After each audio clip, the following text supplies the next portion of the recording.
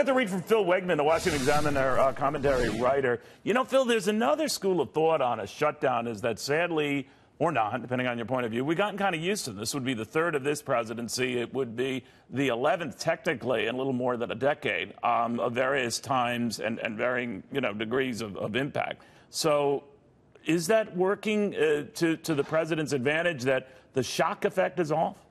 I think that the shock effect definitely is off here because at this point, shutdown dramas are like bad B-list movies. It's this type of melodrama that we all know what to expect.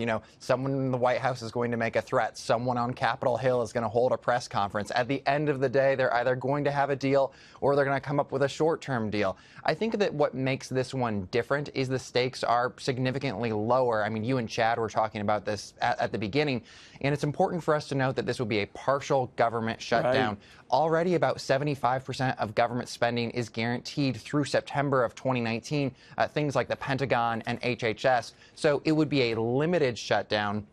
And I think that, yes, there would be political consequences, but no, this would not be as politically consequential as the shutdowns that we saw during the Obama administration. Or when people's Social Security checks or Medicare payments, the rest are held on the vine, or defense appropriations on the right. You're right about that.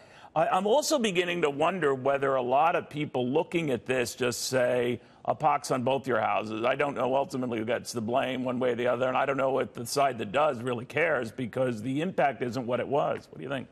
I think that you're hitting the nail right on the head because you have both Republicans and Democrats trying to play to their own bases, and that leaves a large swath of people in the middle who are getting frustrated with this same sort of show that they have seen play out again and again. You have Trump, who wants to honor that promise to build the wall to placate the right, and then you have the left, who is hell-bent on resistance in order to satisfy the left. That makes it very difficult for either side to come together on any type of compromise. And I think that you have the rest of the country out there who isn't watching politics with bated breath. They're getting increasingly frustrated. Yeah, I think you're right about all of the above. Phil, it's always great having you. Thank you very much.